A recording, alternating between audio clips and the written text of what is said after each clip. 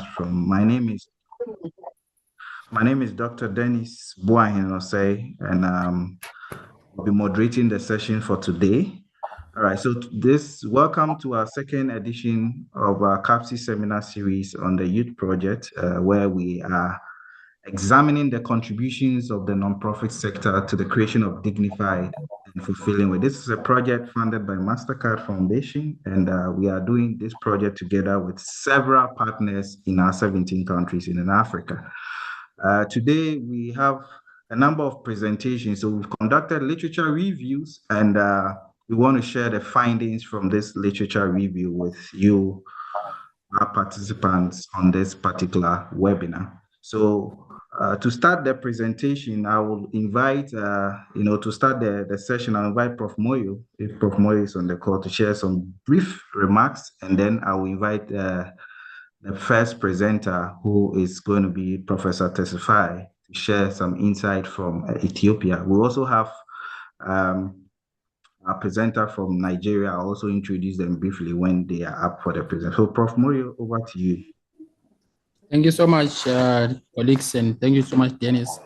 Welcome to everyone who has joined us, and we thank you for your continued support and for joining with us on this project. As Dennis mentioned, this is a 5-year partnership that is supported by the Mastercard Foundation to assist CAPSI and 17 other partners across the continent to undertake and investigate the extent to which the nonprofit sector creates jobs that are dignified and fulfilling for young Africans between the ages of 18 and 35. And so we are in the 3rd year now of the project, with most partners having completed their literature reviews, but also the majority of them have also completed their quantitative studies. And so they are in a process of writing that up. And very soon we'll also be hosting an event, hopefully in Senegal early next year, where we're going to have those presentations done by the partners, focusing on the quantitative findings from the field. And then thereafter, we'll follow that up with the qualitative interviews to explain some of the phenomena that might remain needing clarifications, especially in some of the countries.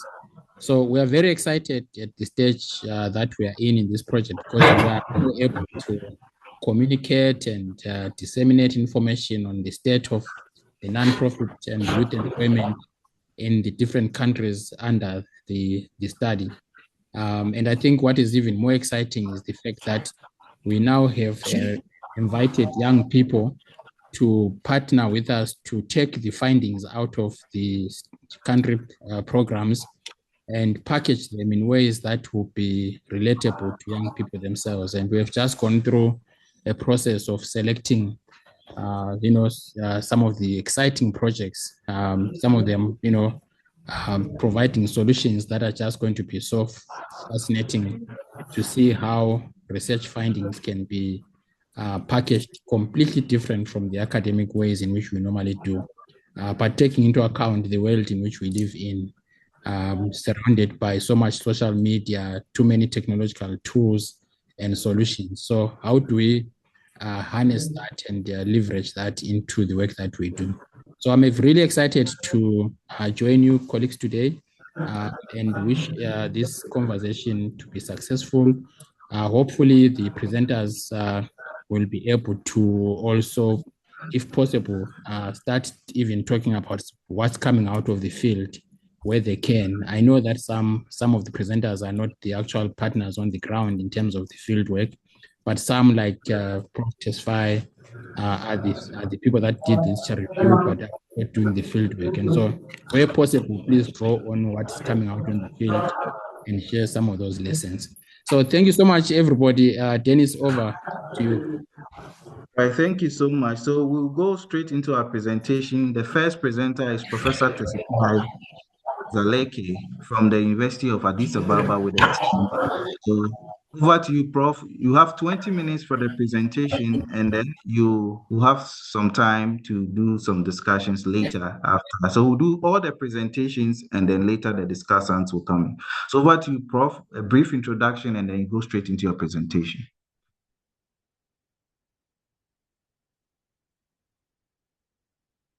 Hello, Prof. Testifier, please go ahead.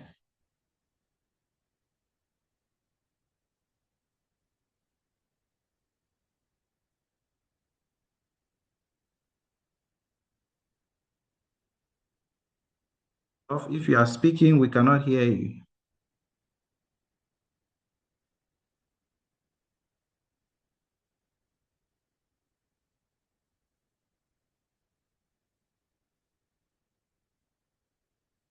I think if we are having a challenge, we'll move to our second presenter, who is Dr., if you don't mind, Dr. Eke, from the School of Governance at the Wits University here to present the Nigeria report. Please, Prof, if you are ready, please do that for us. No. I'm with you, Dr. Dennis. Oh, okay. Sorry. Please reshare your slides and then take over the presentation. Okay. Thank you.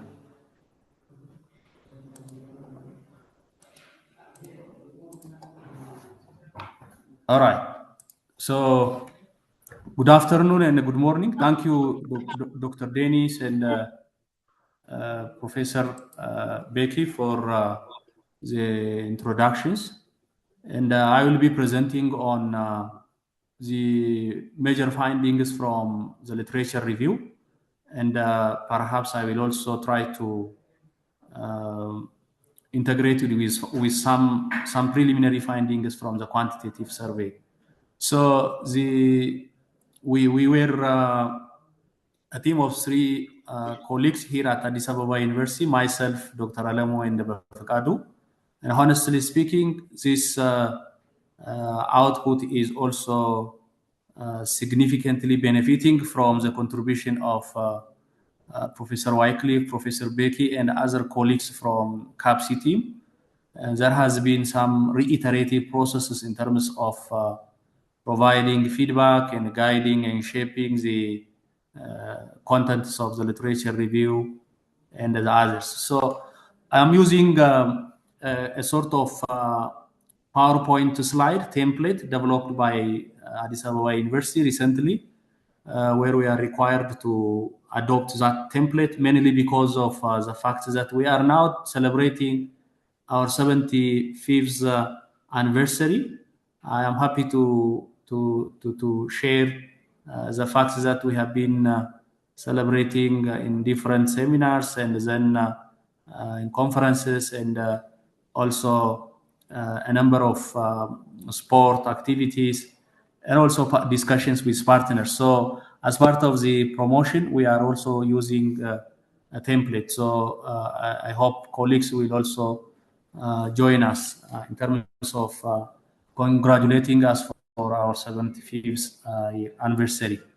So this picture is taken from Dorcas International, Ethiopia. It is actually a picture that has been taken from the website, but Dorcas International is, if he is joining us, Dr.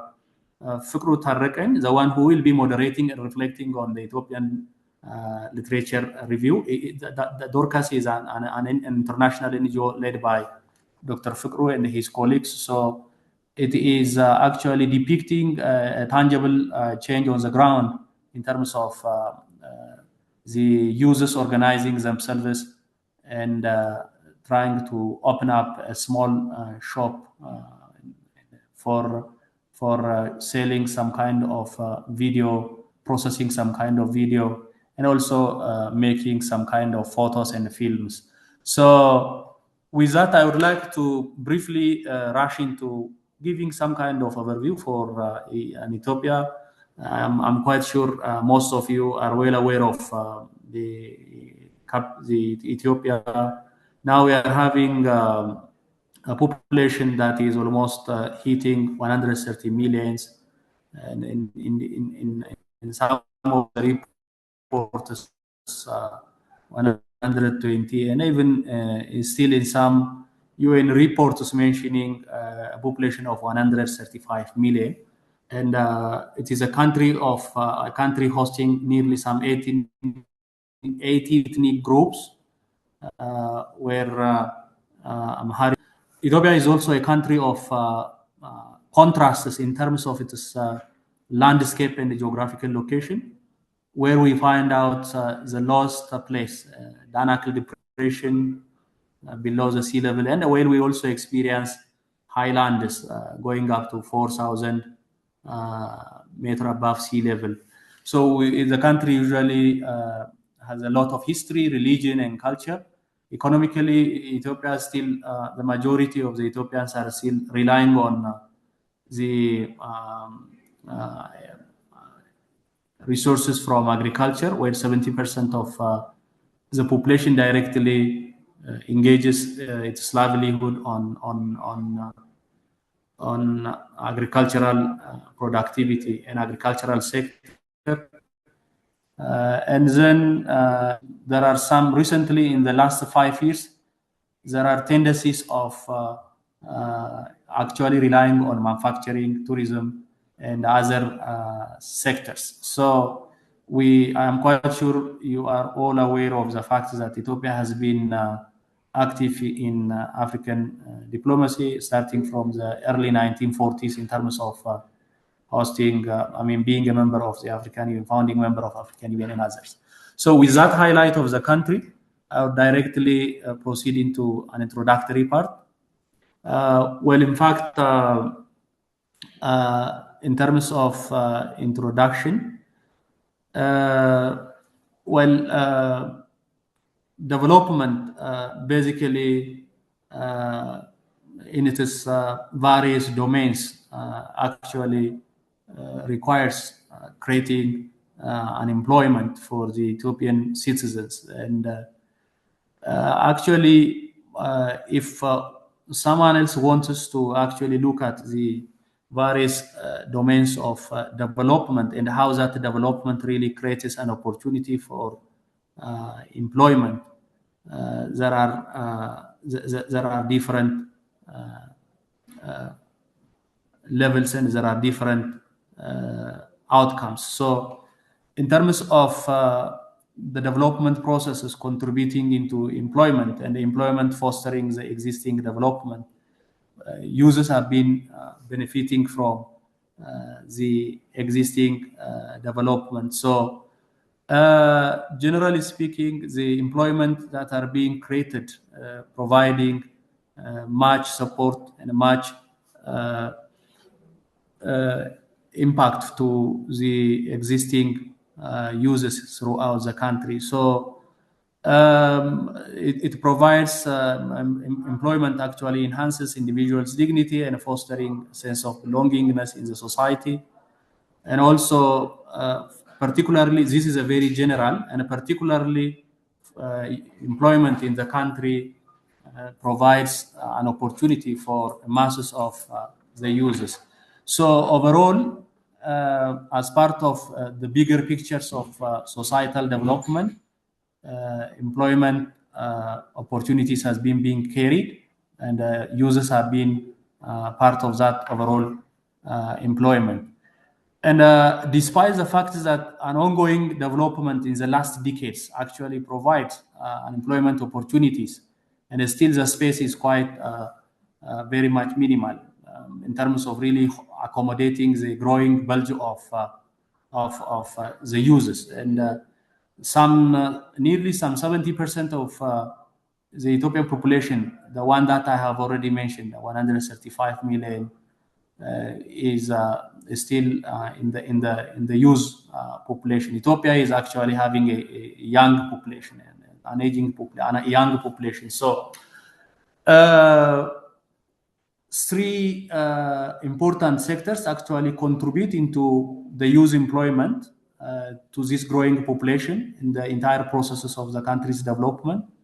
The government, the private, and the non-profit sector significantly contributing into the processes of youth employment. So, well, in principle, these three entities had been contributing, but the government and the private sector has been taking the leading role. And now, in our today's discussion, we will be covering the contributions that has been made by the non-profit sector. Despite all these efforts, in the last couple of decades, the last recent few years, 7 years since the reform, and even prior to that, during the former EPRDF, and then in the last other 30 years, there has been a lot of efforts that has been endeavored by the non-profit sector, but there are still some, despite all those efforts, there are lack of documented knowledge and evidence on the contribution of NPOs to employment in the country. So that is actually the entry point for the literature review, and looking at the landscape and the ecosystem of the contribution of NPOs in youth employment. There has been some scanty literatures actually documented by the UN agencies, and also some efforts by academicians and researchers, but they have never been providing holistic picture of what has been going on in the country and the contribution of the NPOs. So the purpose of actually this literature review, and also the subsequent analysis through the quantitative survey was to look into the bigger picture of the contribution of NPOs in terms of creating jobs in Ethiopia. So in terms of identifying the specific objectives, in terms of identifying key areas of NPOs engagement, how these jobs are really fulfilling and dignifying, and also carrying out some kind of impact analysis on the contribution of the NGOs into the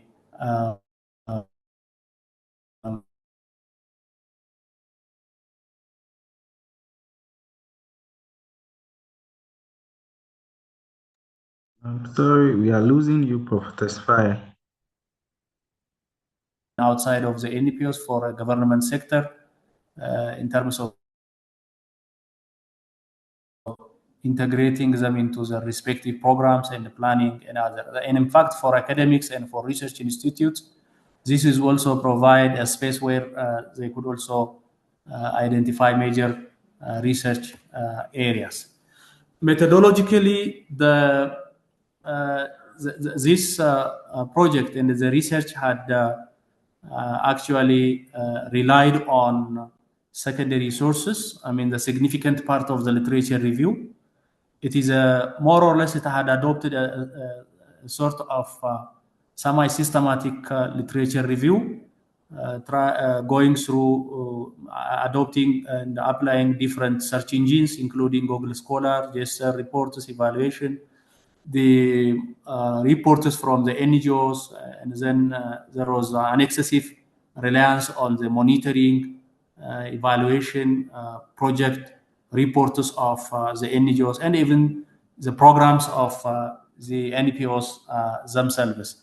So the major source then, in addition to the search engines, were the websites of the NPOs, and then the annual reports and monitoring and evaluation data. A specific case examples has also been considered in the review in terms of really capturing the lessons from CAFETA project of AMPREF, Pathway project of Plan International, Louis project and Rawe projects by SNV. In SNV, there are a lot of NPOs having a sort of consortium approach in terms of really implementing the project. So there are also efforts by the team in terms of going down and critically examining the documents of these projects, and also looking at the actual achievements and the impact that are created so far by those respective NPOs.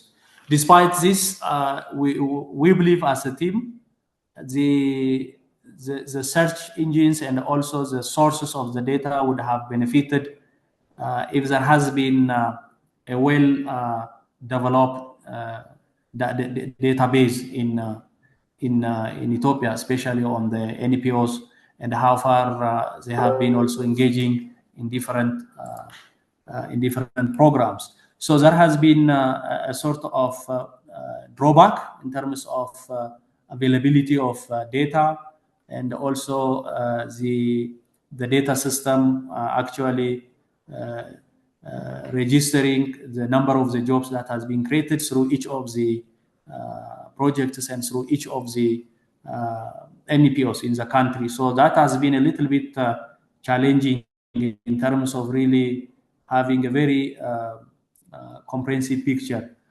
In terms of focus, we had focused more on a sort of modern NPOs in the last 4 or 5 decades, okay, especially in the after the mid of 1950s and the 60s. But there are literatures actually that demonstrated Ethiopia has been experiencing associational life, and especially through some traditional NPOs. Okay, so those NPOs are in terms of documentation, it has been a little bit challenging actually to trace the number of the actual number of those traditional associations, and in terms of their contribution into the dignified and fulfilling work. But we know that those customarily and indigenous associations has been operating since several years back, but we were a little bit confining ourselves into the last 40, 50 years. So conceptualization was one of the major engagement in this analysis and the entire in the entire processes of the literature review. And there are always some ongoing controversies and debates among the various institutions in terms of providing definitions into what really constitutes NPOs. So we know that it varies with the space and with time and with experiences of various countries. For the sake of our mutual understanding, and in the way that we have utilized in the literature review, we referred into the contributions of 3 organizations: the United Nations, the European Commission, and also the World Bank. We someone else who is actually moving through these definitions, and also including the Ethiopian proclamation, had also provided a seemingly more comprehensive and integrative definition. So as a common element, what we actually extracted from the literatures, despite the fact that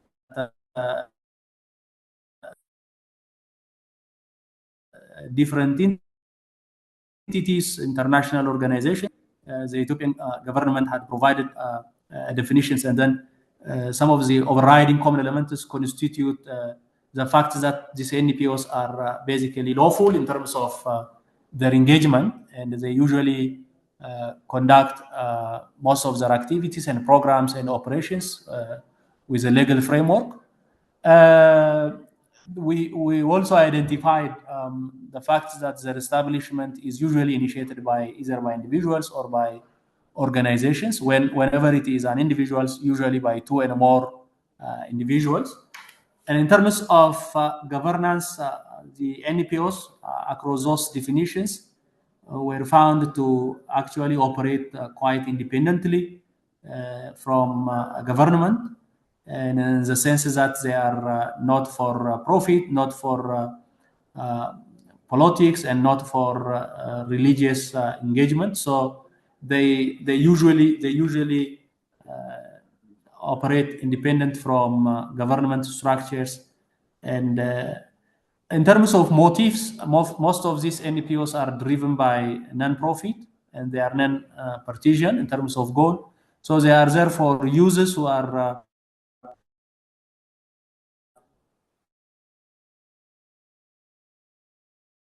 for the elderly, for marginalized groups in terms of providing services. So, but there is this emerging argument from these definitions, an overriding definition.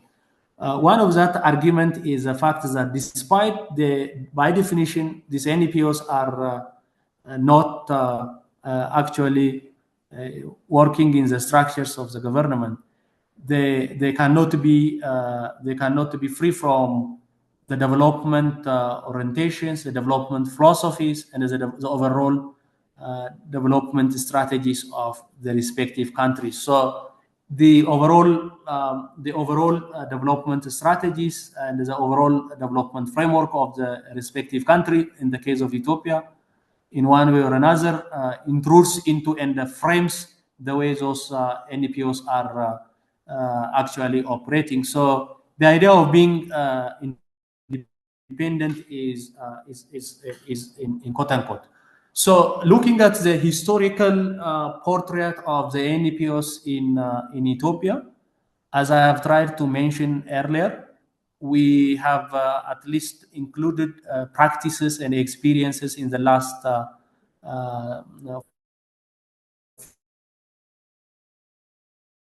4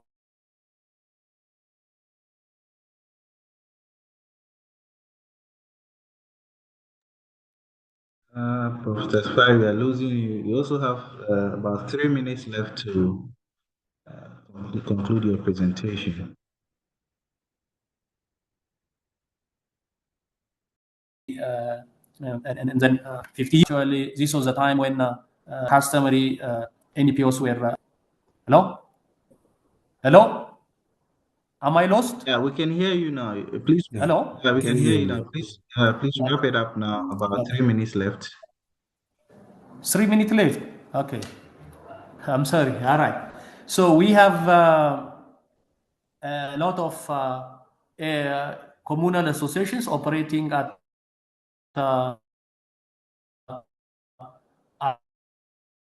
during the support to family members and community members during the socialist regime that actually spans from 1974 to 1991.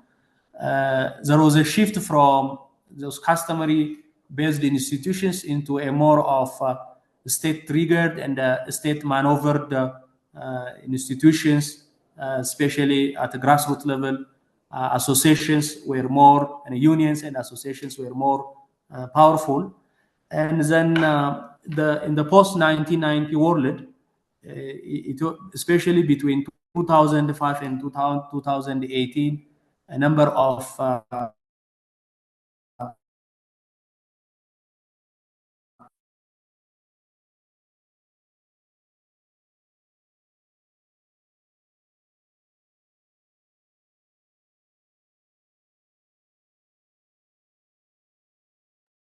We are still losing you, Professor Fry.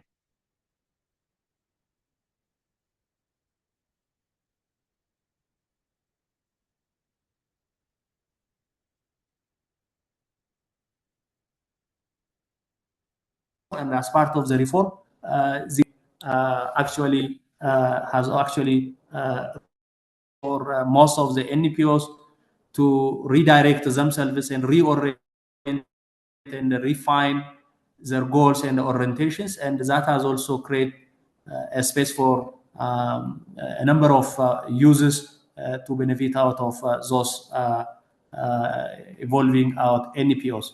So in terms of thematic areas, the NGOs had, the NPOs had a lot of contributions, And one can, from the literatures that we have documented and from the findings that actually emanate from the field, most of the NPOs had direct involvement in creating impact in the areas of public health, especially ensuring improving maternal and child health. This is where most of the users have been actually benefiting. HIV/AIDS prevention, a very serious intervention by a number of NPOs.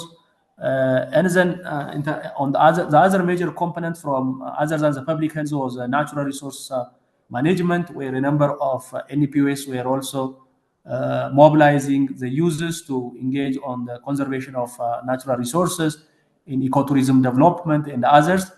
A significant proportion of the NPOs had been engaged on humanitarian and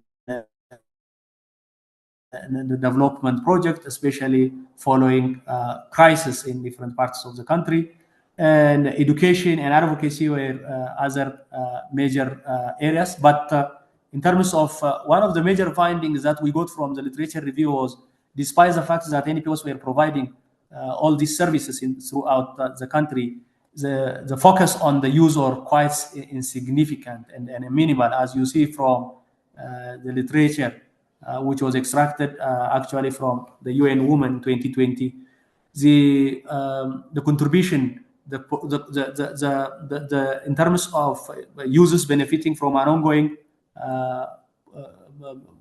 programs and projects of NPOs throughout the country was quite minimal, and it was below 5%. But that figure has been increasing in the last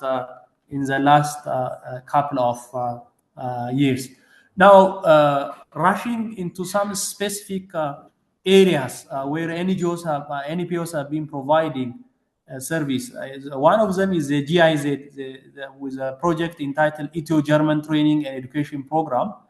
And this program actually aimed at boosting the employability of TVET and university students and those job seekers, capacitating those job seekers. The major areas of focus was construction, electronics, tourism, health, and agro-processing.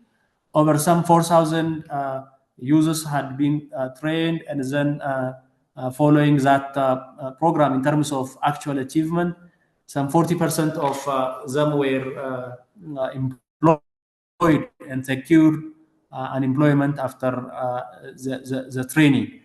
And we had also the USAID project, which was implemented from through CAPSI program from 2021 to 2026. And this was a project that was targeting some 18 cities throughout Ethiopia, and with a goal of reaching some 2 million users. And then a significant number of the users have also received training, and then they had also received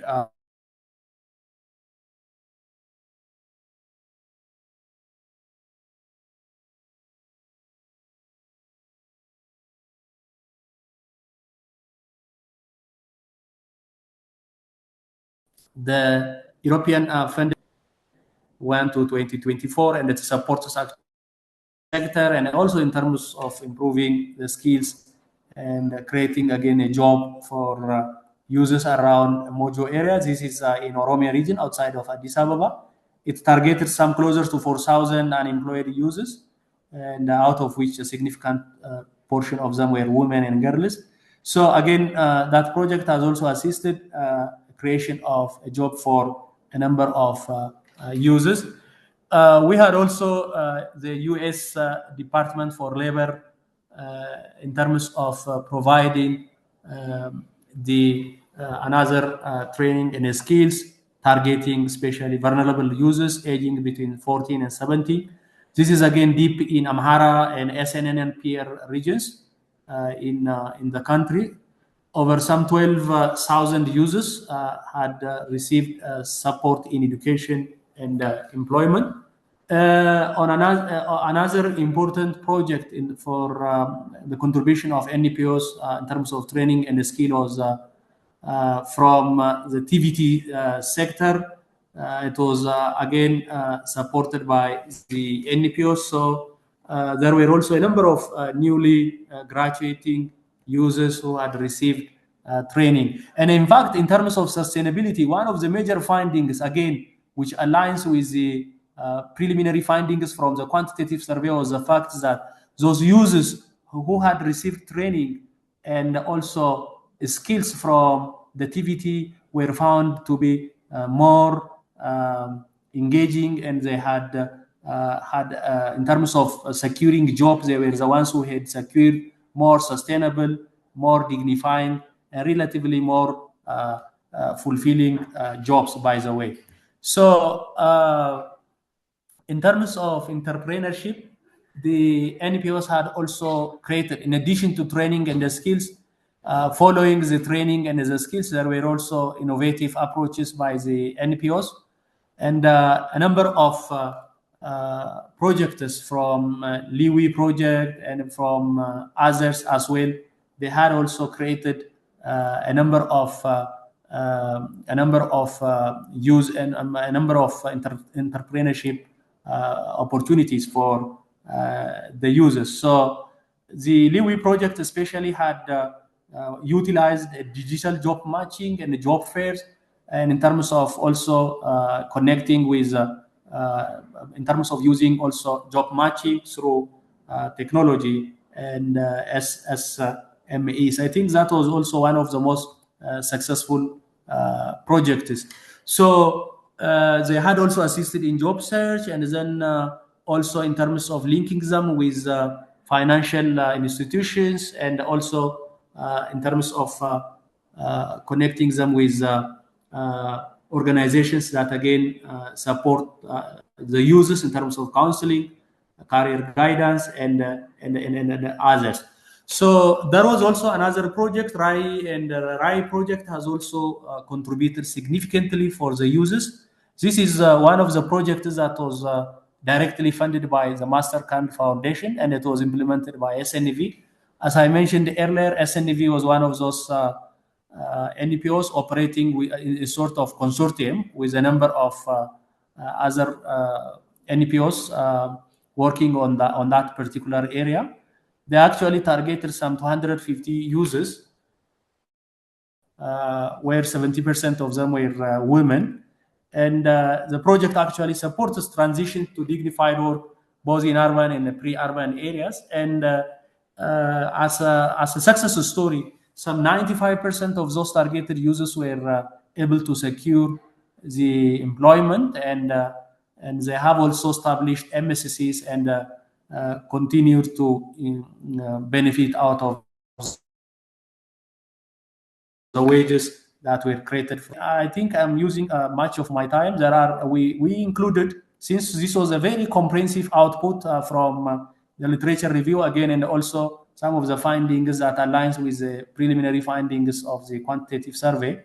There were a number of projects that were reviewed, and most of them had created jobs and also created an entrepreneurship opportunities, transforming a number of users to join the labor market and sustainably operate and survive in the country. So we had also examples from Bridge and Partnership for Success projects, creating a number of impacts and the like. We have also other experiences in the agricultural sector. I have already mentioned earlier those NPOs that are operating through the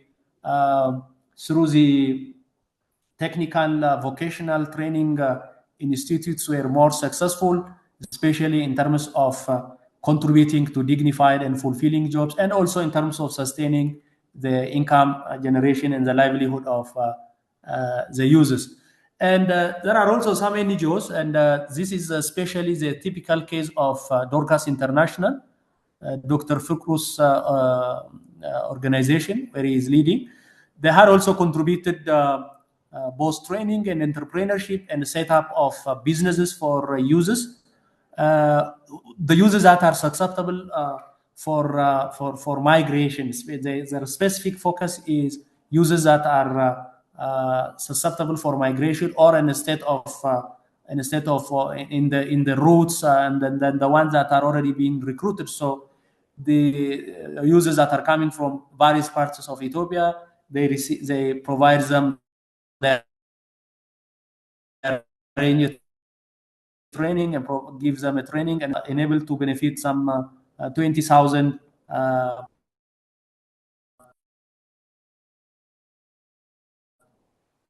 susceptible use migrants to remain in their country, and then NPOs have the rough relationship with the government and then the way they operate.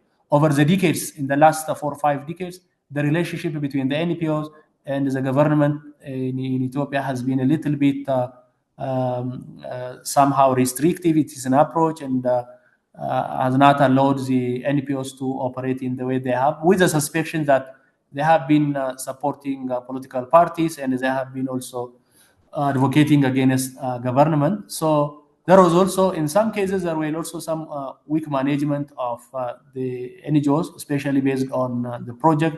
Most of them are operating on fragmented basis. Funding issues, poor collaborations were also major issues. Now I'm coming into the final conclusion. So we have from the literature review, and again from the preliminary findings of the survey, we found out that the NPO sector have been significantly contributing into the creation of jobs and transitions into jobs, and also creating livelihoods for a number of users throughout the country. But still, they require some strategic reforms and partnership. I'm sorry for taking too much time. Apologies. Thank you very much all for listening. Right. Thank you so much, Prof. Tesfaye, for the interesting presentation. I see the depth and insights that you want to share, but we appreciate that the next presenter, you have about 20 minutes to get into that. So the report is actually in the chat, so we want you to keep interactive. Please download it and open it, and also if there's any question, you can also post it in the chat, and we'll also give you opportunity to share this on this particular platform. So the next presenter, we're going to listen to insights from Nigeria, and have a pleasure to invite our colleague, Dr. Eki Niabasi. Eita Ikon. I hope I didn't butcher your name. Please forgive me. Dr. Eke, I call her for short, is at the Wits School of Governance, and will be doing the presentation from Nigeria. Over to you, Doc. You have 20 minutes. All right. Thank you very much. Good afternoon to everyone. Thank you very much to the Mastercard Foundation for setting up this project. I think it is a very important and pivotal one, especially as we look towards achieving the Africa that we want, and also seeing the content of Agenda 2063 coming to life. But also thank you to CAPSI for being the home and for being the pioneers of this project. I think none of this would have been possible without you. So thank you very much to the team.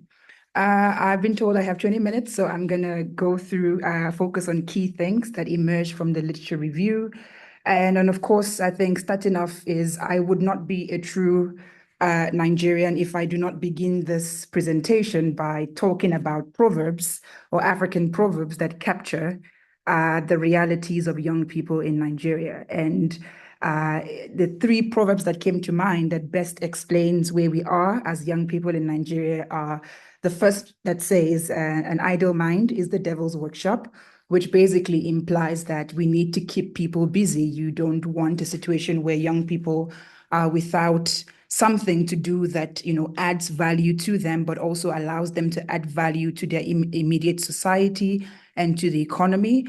But also the second proverb that says that it is young trees that make up the forest, which means or emphasizes the importance of adding value to young people, of empowering, developing young people, creating pathways for young people to thrive, especially the young people of the African continent. And the third that says, one generation plants the trees and another, I think this is a Chinese proverb, if I'm not mistaken, but also it captures the failures of government across the continent, but particularly the Nigerian government, to time after time, decade after decade, create an enabling environment for the next generation of young people to carry on the baton in building towards development, in ensuring that the prioritization of the well-being and socioeconomic development of Nigerians overboard or across the board remains the priority. And so this three proverbs for me best captures the reality of young people in the Nigerian context. But as evident in the report, Nigeria deals with a high level of youth unemployment, and that is further exacerbated by failed government, what we would, of course, this term remains debatable today, on weak governance, failed states, and the dynamic to failed states. But I think for me, Nigeria definitely embodies the features of a failed state when you look inwards, especially when you use the youth as a marker to assess how well Nigeria has fared since 1960, which marked its independence, how well it has taken care of its young people in creating opportunities for its young people. And in my books, the government has not fared very well on that particular indicator. But of course, that has created space for the third sector to come in and bridge that gap. And of course, the third sector in Nigeria has overall played an important role, a pivotal role in creating an enabling environment for young people to thrive. And so this study was basically to understand what has been the contributions of the sector, the third sector, the non-profit sector in Nigeria, to creating an enabling environment for youth employment in the country, to allow them, of course, to make economic contributions, but also, given the project, is to understand if this job creation or the jobs that have been created, these employment opportunities, have they been dignifying and fulfilling? And the fact that the study focuses or looks at employment opportunities from the lens of dignified and fulfilling basically emphasizes that it transcends economic consideration, financial consideration, to also look at the implications on the well-being of the youth.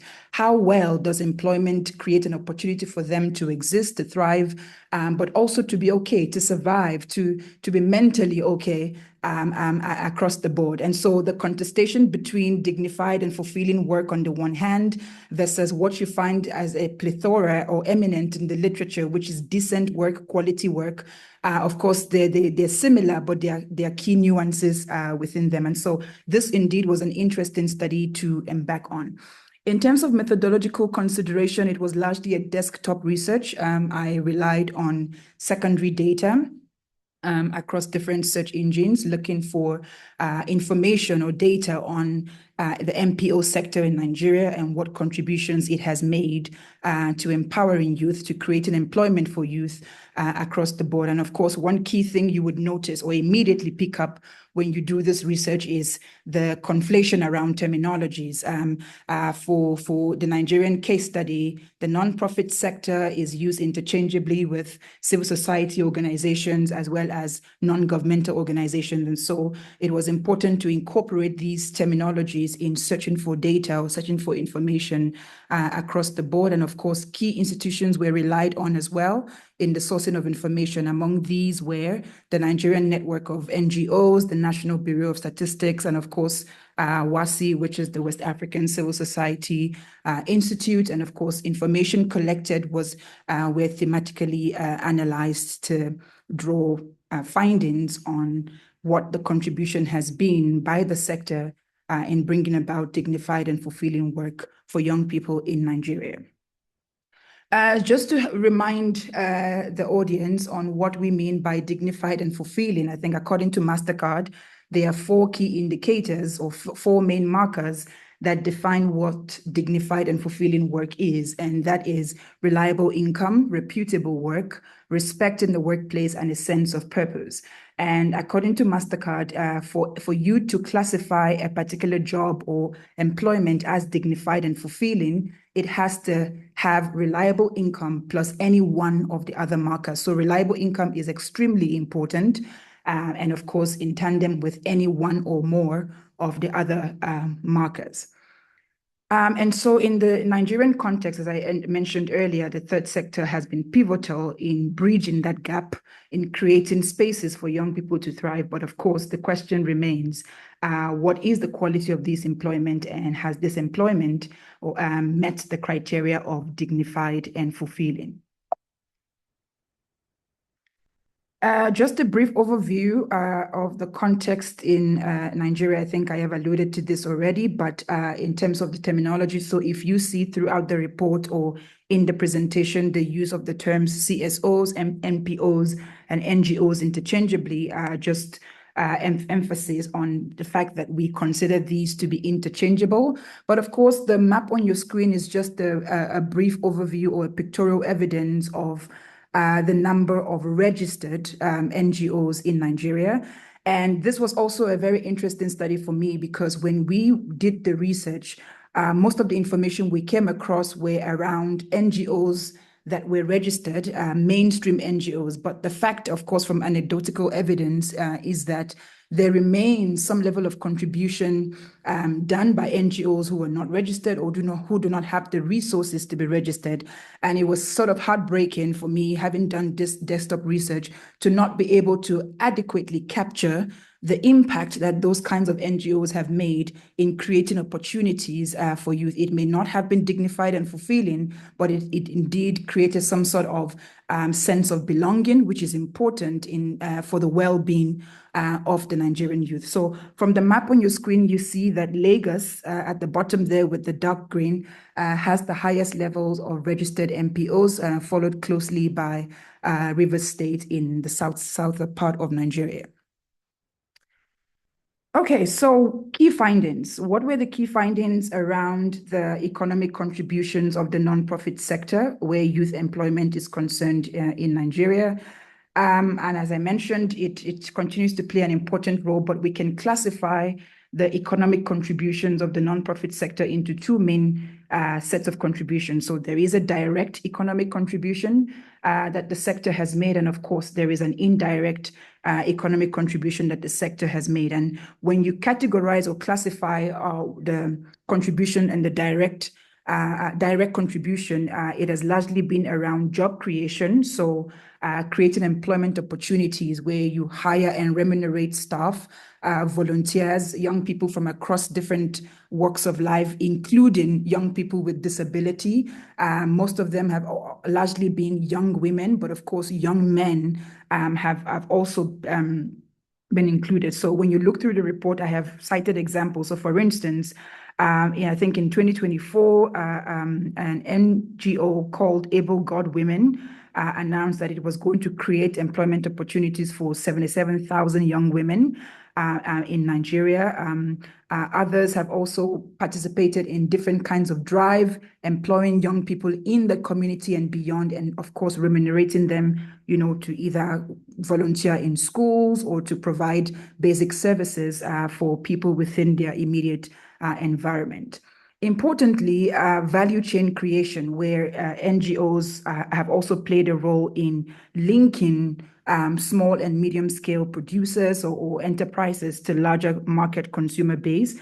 Examples would be the TechnoServe, which is an international NGO, has been instrumental in creating sustainable value chains for staple crops in Nigeria. So linking small, medium scale farmers to larger markets in order to sell their products and also encourage them to produce high quality crops that is suitable for consumption, both at national and regional and international markets. So that's an example of what we mean by value chain creation. And this basically was evident in terms of the direct economic contributions that the sector has played in the context of Nigeria.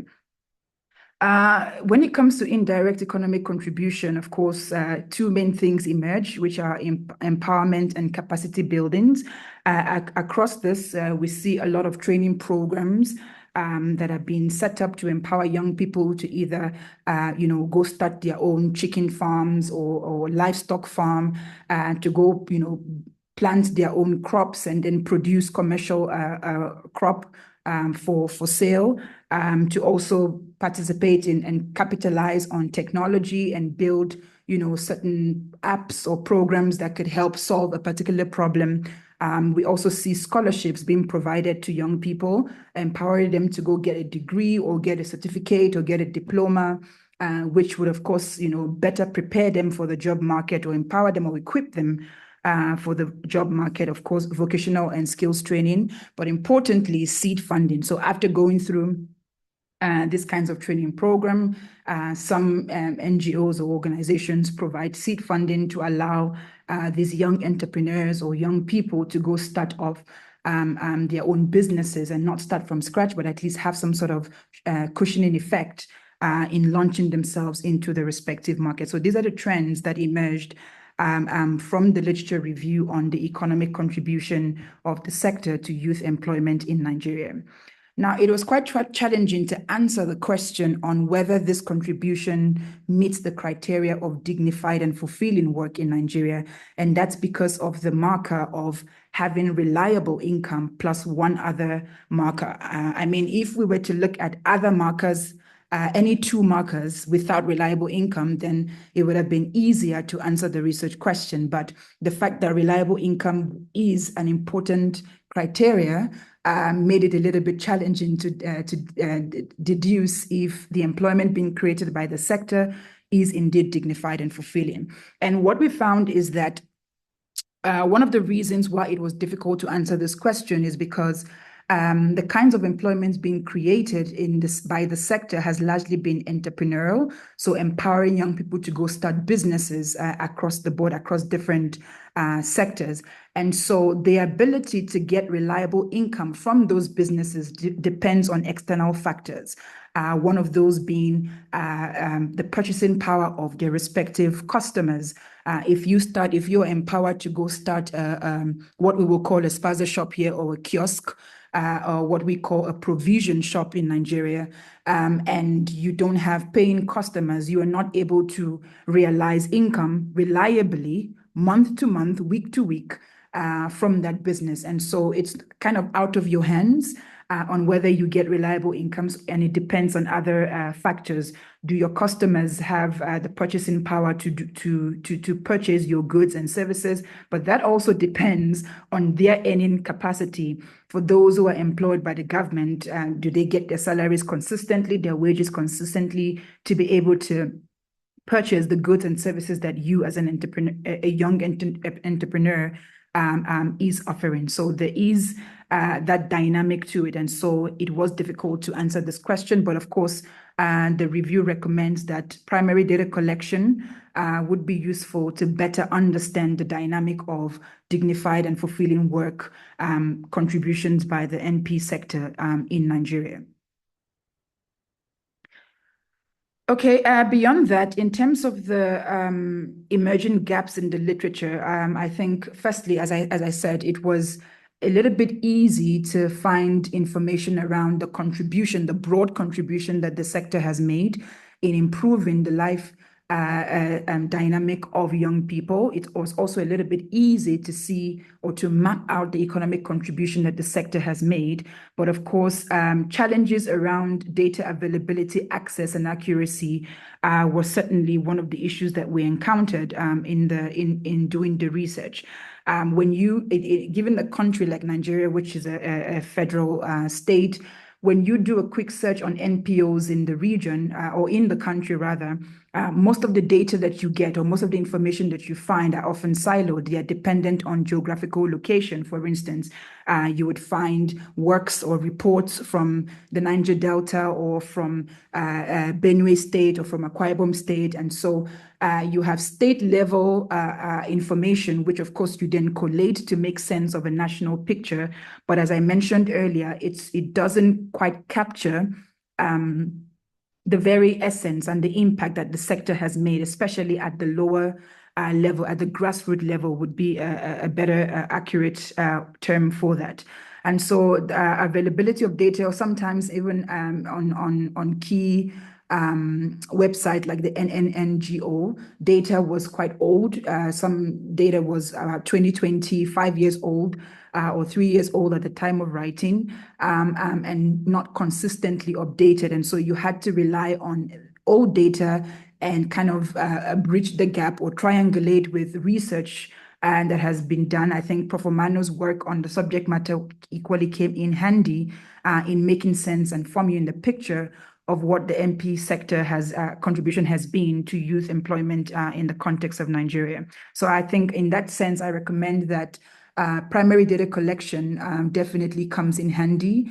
Creating a case study database that houses those data collected from primary data collection would be very important as we build further into the study.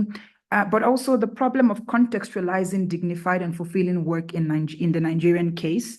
I think, as I mentioned earlier, that the parameter of reliable income, especially in relation to the NPO sector, was a bit interesting for me because it kind of used an economic metric to weigh the impact that the work that the MP sector continues to do in Nigeria and beyond. And that was a little bit problematic for me. I think when we assess the sector, given the nature of the sector, it is often in relation to socioeconomic indicators and what the role has been. That role has been in weighing whether or not they have been effective in creating spaces for young people. But to measure them according to their economic contribution, I found that a little bit problematic. But of course, that is one of the critique to using looking at the economic contribution of NPO sector in the region.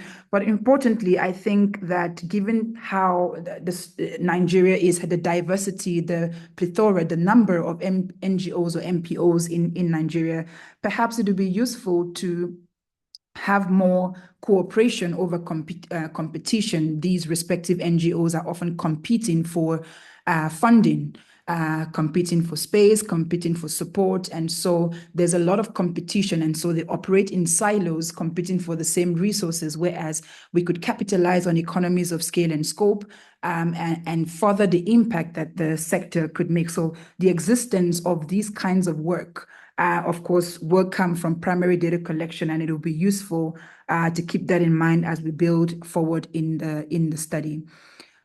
Overall, the challenges, the possibilities, and opportunities that emerged from the study is, of course, NGOs or the sector is heavily dependent on external funding, and so that also impacts on the reach or the ability to create or make a very resounding impact where youth employment is concerned. Beyond that, there are broader political economy issues, including but not limited to widespread poverty. One of the findings of the study showed that yes, the NGO or the NPO sector has been very effective in creating spaces or buffers for young people through job creation, but you can barely feel the impact because there is just a widespread of poverty, and that comes as a challenge, a gap, a lapse on the part of the government. And so there needs to be more, meeting each other halfway from the government side, but of course from the NPO's side as well. The fact that Nigeria, 60% of the country is largely informal. And so the high levels of informality makes it also difficult to be able to capture, the effect that the NPO sector has had in creating opportunities for young people, and as well as weak governance issues, corruption, and the likes. Possibilities and opportunities, sustainable funding is key. We're beginning to see a lot of high net profit individuals or organizations, create establishment, endowment funds in order to give back to society. And so smaller NGOs, medium scale NGOs that actually do work, that carry the heavy lifting on the ground at the grassroots level, could also tap into those opportunities and creating a more sustainable funding model for them, but also forward and backward linkages to other sectors of the economy, creating opportunities, empowering young people for a particular sector, and of course, encouraging organizations within that sector to hire from this pile of youth, this number of youth, this range of youth that have been trained, to take over, to contribute. So the not working in silos, but working together with other sectors of the economy would be very useful. Kind of a tighter collaboration would be very useful in bridging that gap. But also the fact that technology offers an opportunity to leapfrog. Creating spaces for young people to participate in this age of AI, information communication technology, and use that as, and also support them in creating apps or whatever the case might be in problem solving key problems within Nigeria, but also being recognized for it.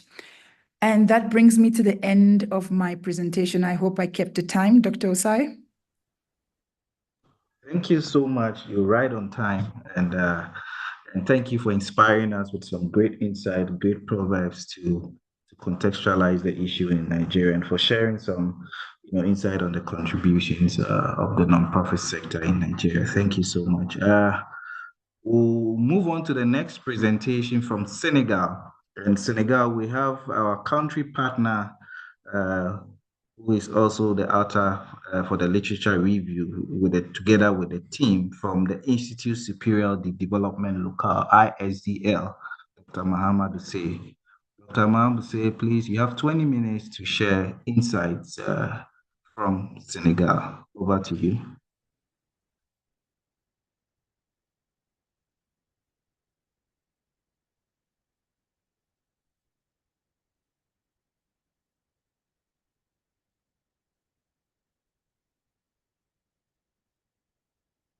Hello.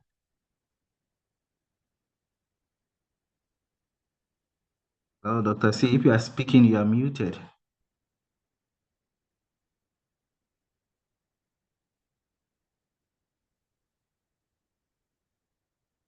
Dr. C, Okay. you are muted. Good. Yeah. Can you hear me now? Yeah, we can hear you. You can put in the presentation mode. Did you see the presentation? Can you see it? Yeah, but it's not on the slide mode, so put it in the Okay. presentation mode. Yeah. All right. Okay. It's okay now, I think. Yeah, you can go. Okay. So, good afternoon, everybody. Good afternoon. Good morning also. Everybody, it's a great pleasure to share this session with you. And a special thank you goes to really Mastercard, CAPSI, and all the colleagues from the 17 countries taking part to this research. And I'd like also to thank my colleagues from ISDL, Dr. Jeru Serge, and Mr. Sane, who has also accepted to play the role as a discussant. So, the contributions of the nonprofit sector. Okay, let me see if oh, sorry.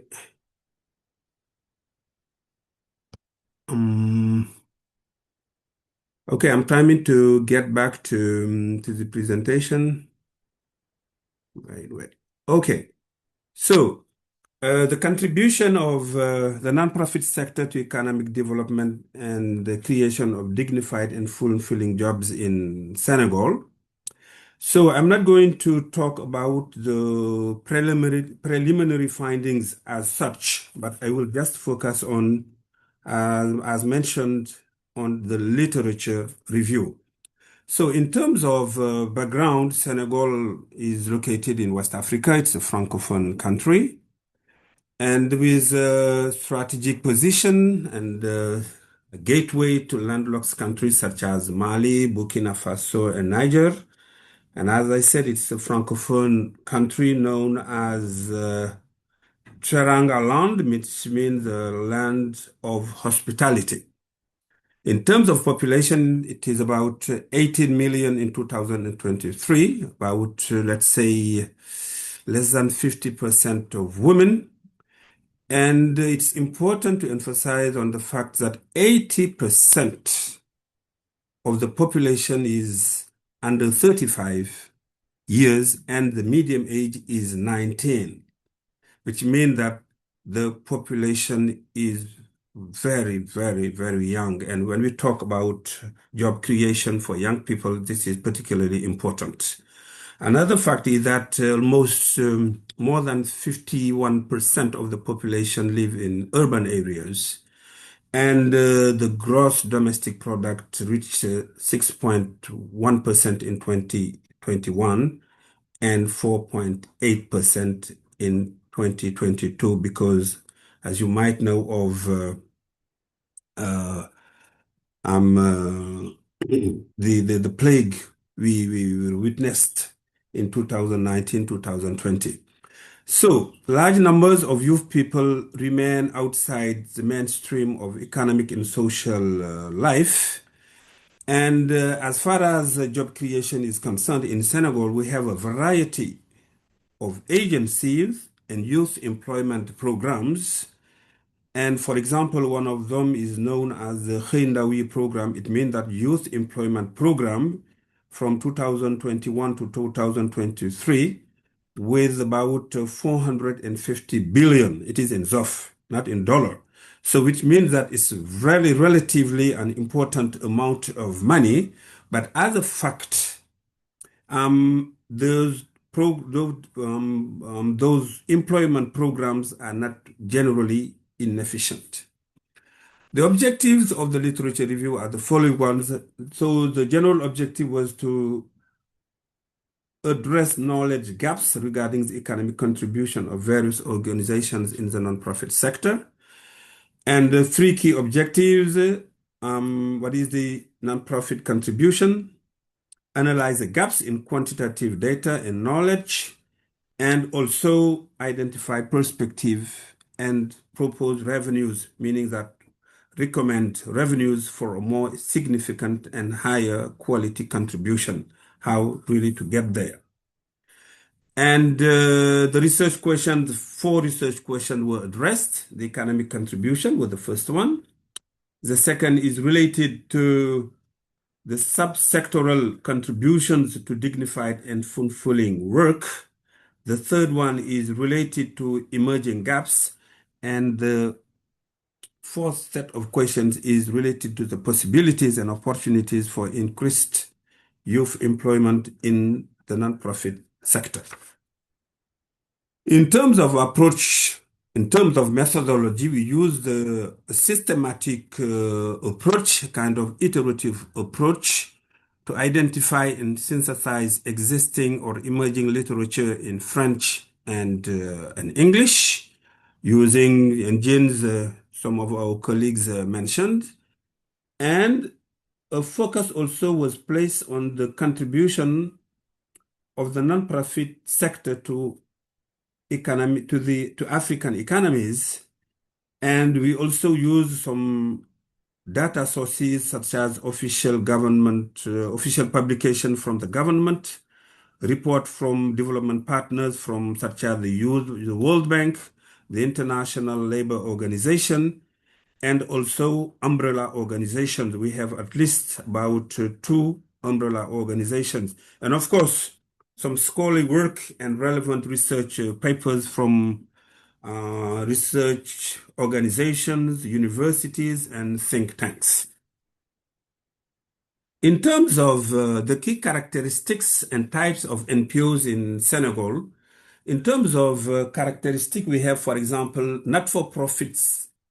One of the characteristics is that they are not-for-profit, self-governing and independent, institutionalized and voluntary, which means that it's not the idea. The idea is not to say that NPOs don't make profits. They can make profits, but there is no profit distribution as properly speaking, like in the private sector. So there is no dividends. So self-governance means that they are independent from government and business. And here we are quite interested in organizations which are institutionalized, which means that they are formally constituted, and the idea of volunteer work is also important. So 5 broad subgroups of NPOs in the case of Senegal. For example, we have NPOs related to citizenship and advocacy. So these are, let's say, about catalysts for change, working mainly on advocacy.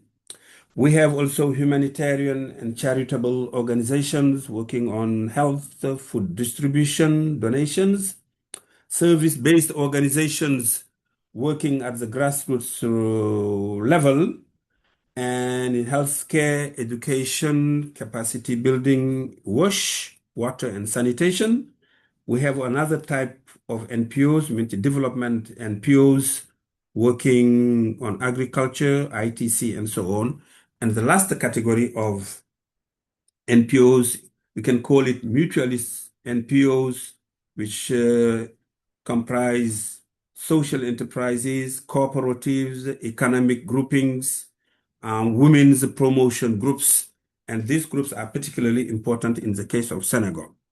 In terms of overview of the nonprofit sector, in Senegal, we have a deep tradition of association, and according to the International Center for Not-for-Profit Law, ICNL, in 2004, we had about 10,600 associations, grassroots organizations, national association, about more than 11,000, and at least 487 NGOs were registered, 300 national NGOs, and about 200 foreign NGOs. This is just to testify that we have a vibrant not-for-profit sector in Senegal.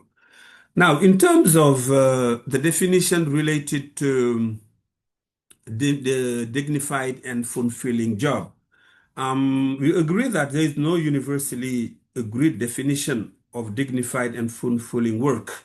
For example, if you work with the International Labour Organization, they use the notion of decent work. But in my opinion, all these terms refer to the same meaning, means that the work should be reliable, the income should meet the needs, it should be reputable, respect in the workplace, and the sense of purpose, which means that the job must give the worker a sense of purpose, a sense of achievement, and this is also, I think, the definition shared by Mastercard in 2018. Now, to give you a picture of youth employment in Senegal, general picture. So, the working age population, people about above 15, we have about 8,800,000 people. And here you have the labor force, which is about above 6 million people.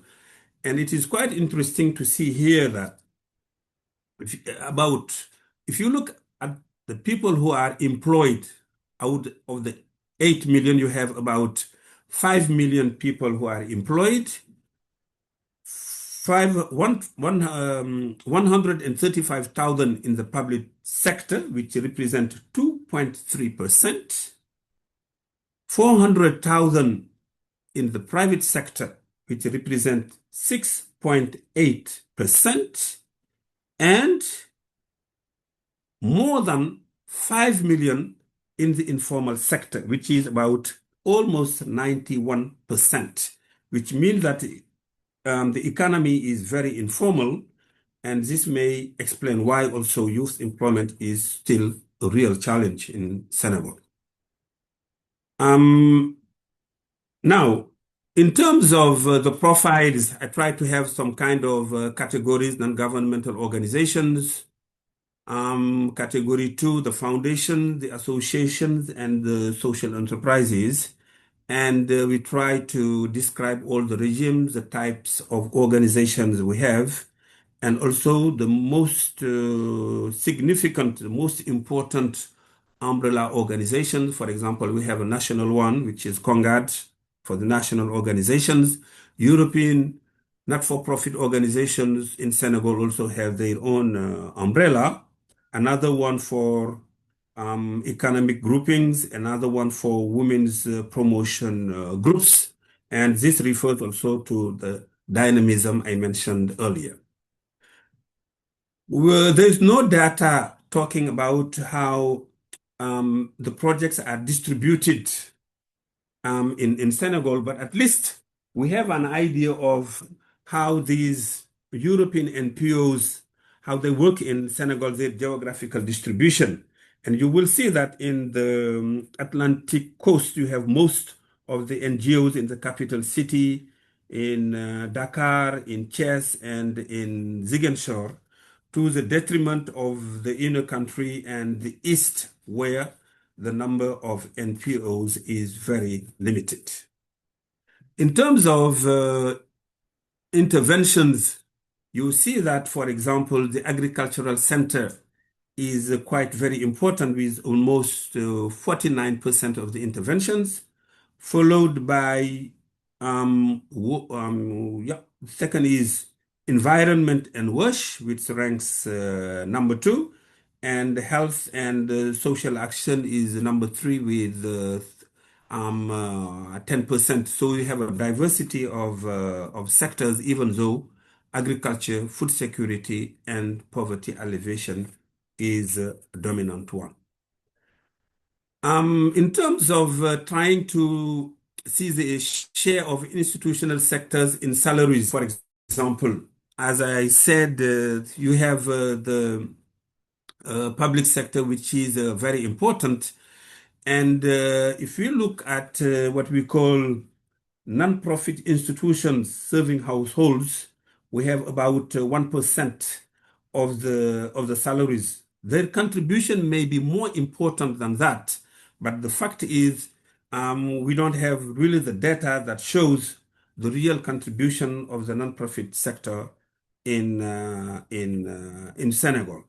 But at least one study conducted shows that in 2000, about 8,000 jobs were created in June 2023, and about 1 billion a year in funding access to social services, just to give an idea of what the contribution of the not-for-profit sector is. Now, of course, we think that NPOs can play a significant role in promoting youth employment if they are well-trained and resourceful. They can enhance the potential of technology in job creation, mainly in youth entrepreneurship, digital finance, and creative industries. They can also play an important role in terms of advocacy for job creation to be really a priority in government action. They can enhance youth technical and vocational training, harness the agri-food sector to contribute to job creation, support the transition from the informal to the formal sector, financial services, and last potential avenue, catalyze different technological interventions for increased employment in terms of youth entrepreneurship and digital finance. And in terms of, this is the last slide, issues for further research, we have identified three key issues.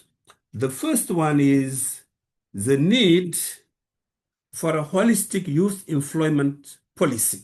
It's a real problem in Senegal, as I said earlier.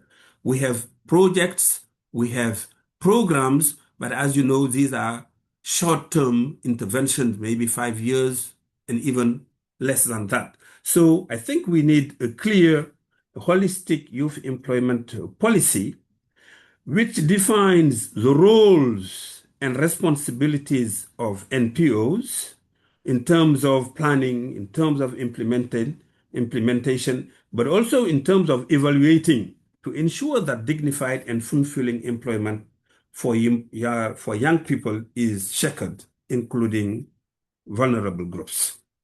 The second area is the need for NPOs to be agents of change in terms of local economic development, because we have a very quite interesting administrative decentralization program, but which is the economic decentralization is still very weak.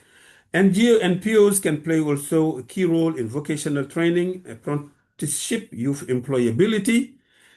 NPOs can support the formalization of the informal sector, develop youth employment opportunities, insisting on high added value and labor intensive sectors such as agriculture and ICT, international information communication technologies. And our third recommendation is that we need, in the case of Senegal, I think it is the case also for the other countries, a measurement tool for the socio-economic contribution to measure the impact of NPOs in terms of job creation with key indicators.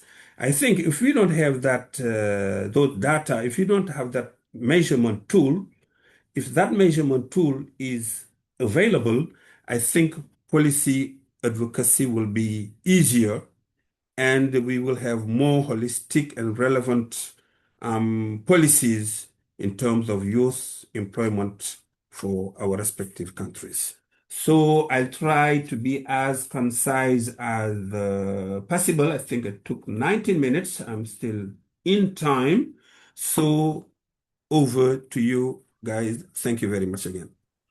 Thank you so much, Dr. C, for sharing insights on the topic from the Francophone side. So we are grateful for the insight. So we'll move straight into the discussant. So we have 3 discussants to share some insights on the presentation and the report, and in terms of what is the implications of the findings in this current context, and some of the suggestions that they have as we advance in the project. So we'll start with the Senegalese discussant, Dr. Sani. Sani, please, you can have the floor, and then you have 5 minutes to share some insights. We are already behind time. Ikelen, please, you can also unmute Emmanuel. Emmanuel, I see Emmanuel is also in the attendees. You can also unmute Emmanuel to also share from the Nigeria context after Sani. Sani, please go ahead. Good morning, everyone. Good morning. So this is Mr. Sade. I'm a teacher at ISDL. I would like to thank very much indeed all the panelists and also the discussion.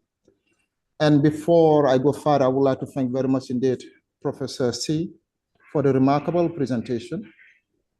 So I listened very carefully, all the panelists, what they have been dealing with.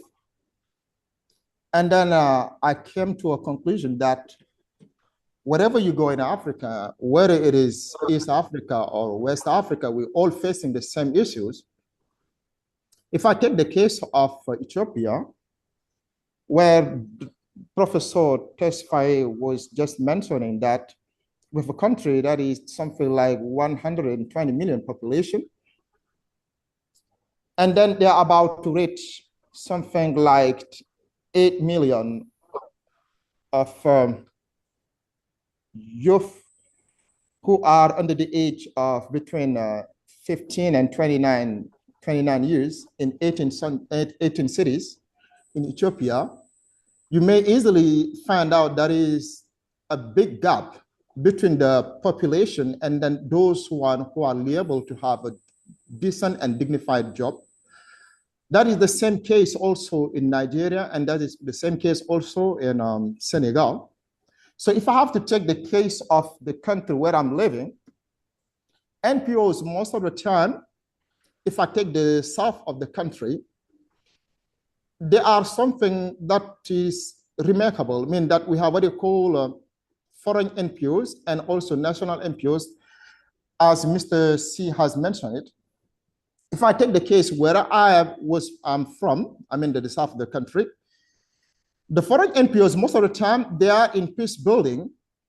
And those who are headquartered in West countries, most of the time, it seems that they are just tackling the same issues and the same area, mean that mostly they are in community development and peace building.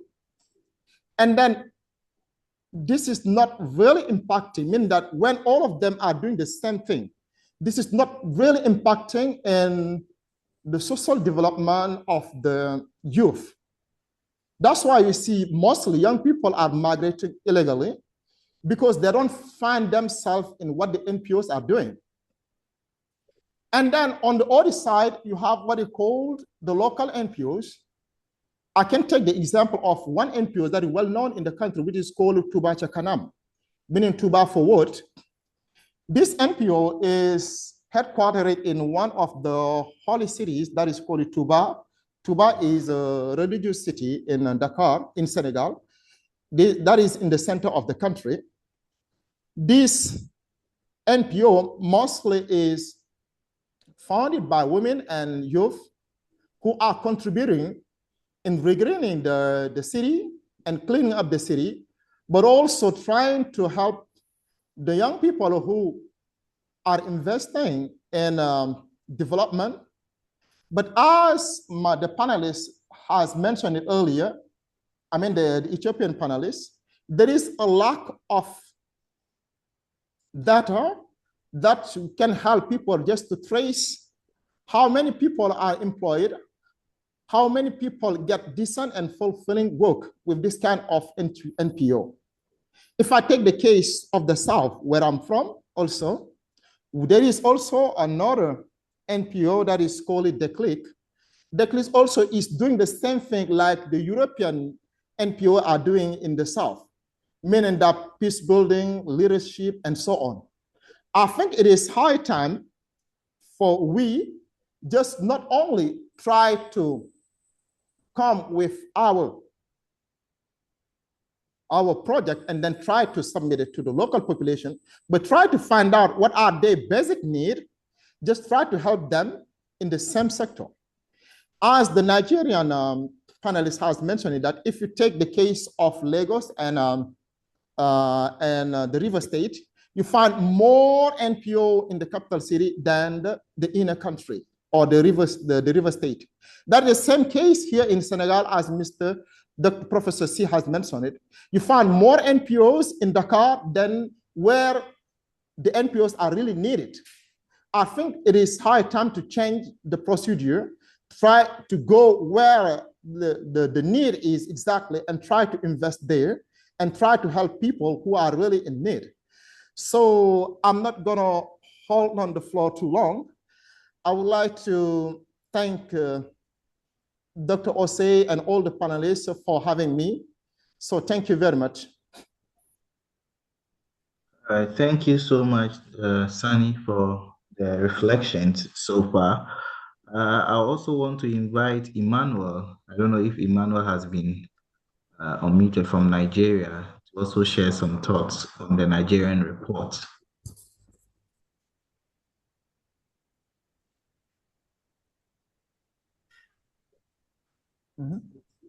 Non, je n'ai pas coupé, j'ai arrêté. J'ai 5 minutes. So, Ikeline, has Emmanuel been unmuted? Should be able to talk, Dr. Osei. Okay, Emmanuel, please feel free and share your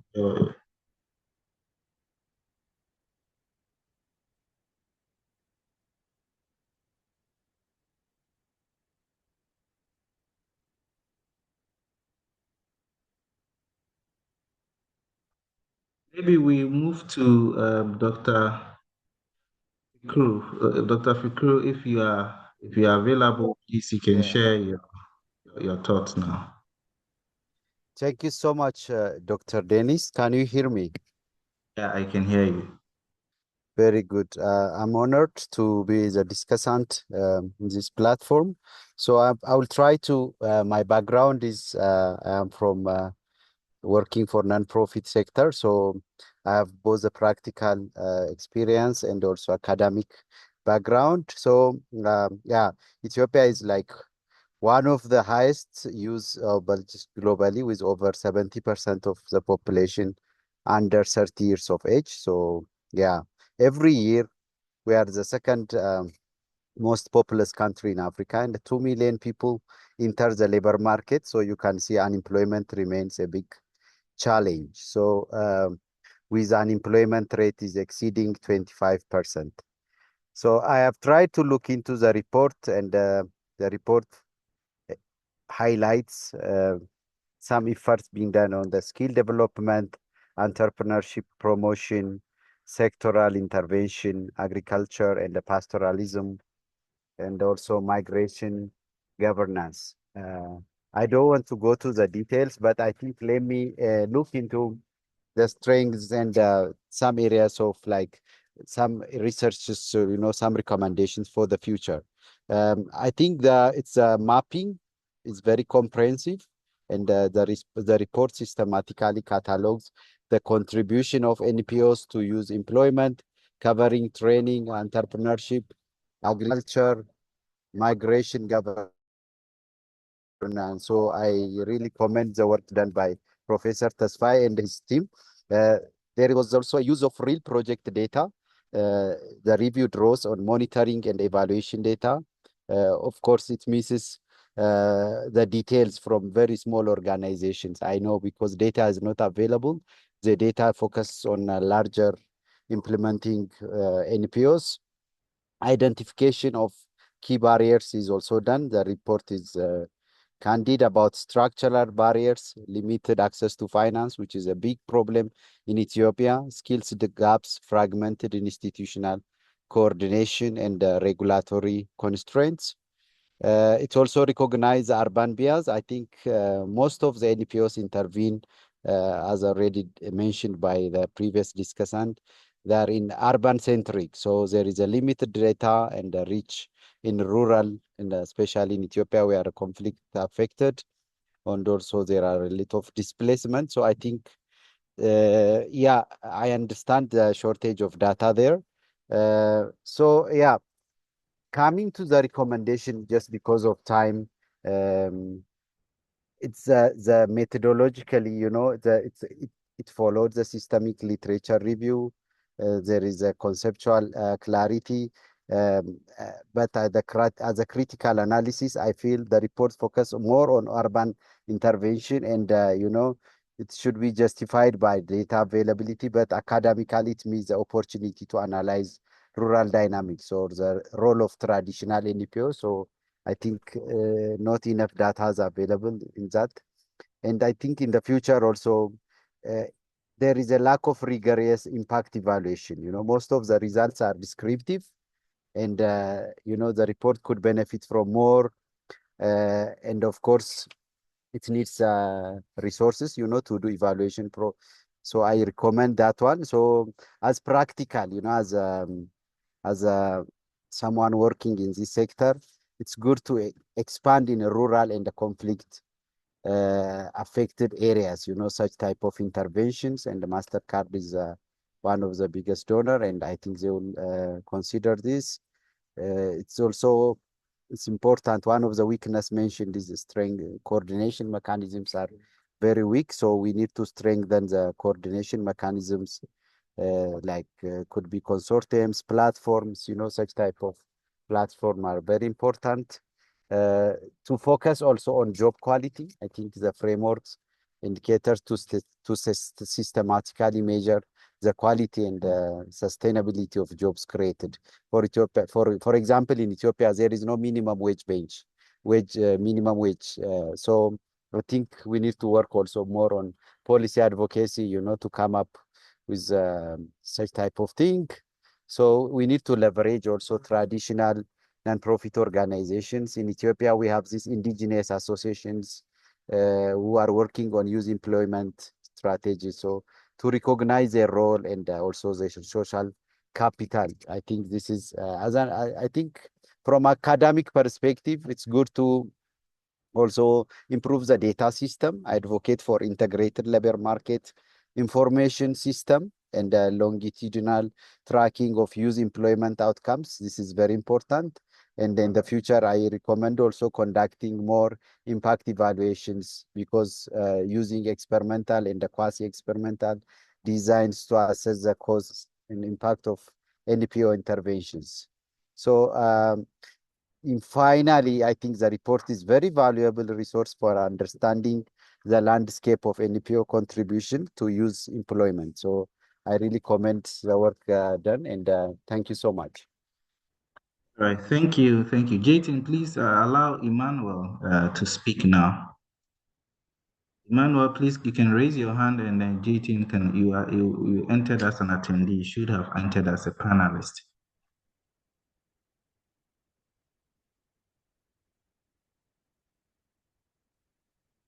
Are we good? Okay. Emmanuel, please go ahead. Jayton.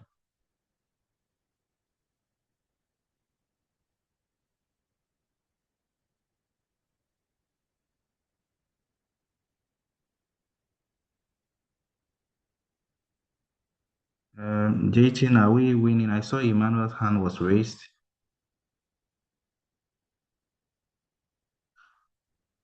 Before we come in there, please, if there's any question, please, from the team, you can, or from the attendees, you can also raise your hand, and then we'll allow you in if we're waiting for Emmanuel.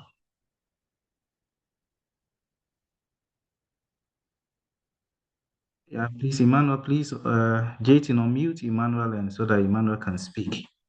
Hi, Dennis. Sorry, please confirm you can hear me. Yeah, I can hear you now. Please go ahead. All right.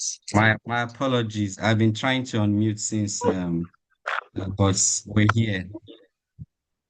All right. Okay. So again, I don't have a camera active here. You bear with me. I'll just run straight so that I don't waste so much time. Thank you to all the lead presenters, and I will be very fast. Looking at the Nigerian work, my reflections will really be around three themes. First is what the review tells us about the structural context of youth employment in Nigeria. Second would be what the review really says about the nature and quality of work linked to non-profit sector, which the other two reflect, thoughts have actually spoken. Then the last one would be policy and research agenda. So first and foremost, the review, of course, reinforces how deep youth employment challenge is, particularly in Nigeria. Well, Nigeria is described as the second largest economy in Africa, as at then, but right now I think that is third after South Africa and Egypt. But it is actually marked with high inequality, dependence on oil, and persistent political and social tensions. We can see that on page 5 of the literature review. Notwithstanding, Nigeria also has the largest youth population in the world, with a median age of 18.1 years and a population of about 213 million, with the young people representing 70% of the population.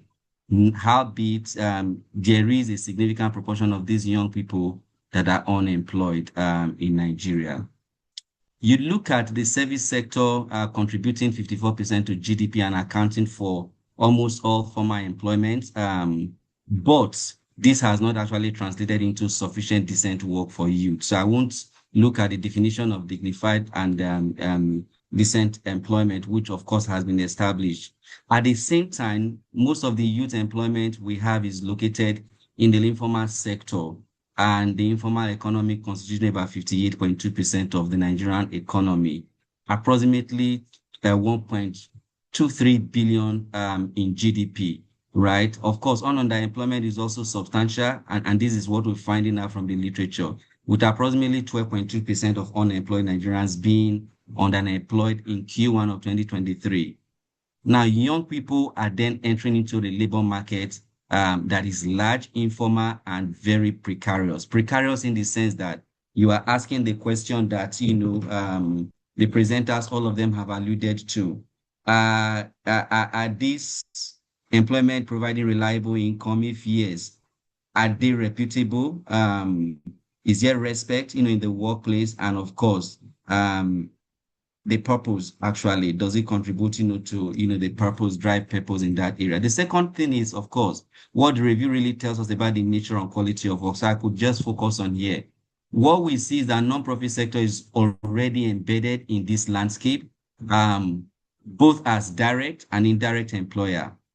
However, in Nigeria, the non-profit sector, including social enterprises, has contributed significantly to the empowerment and job creation for the youth population, improving health, education, and helping address social ills.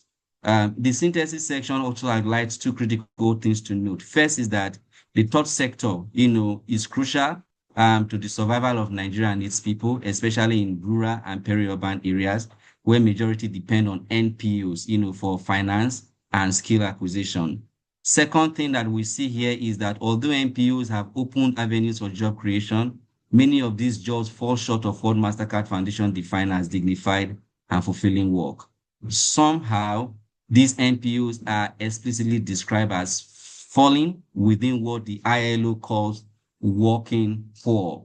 And just to speak to that is the fact that at the end of what we see, at the end of, every grant cycle or project that is funded through NPOs, those jobs, are discontinued, and there is no continuity in that area.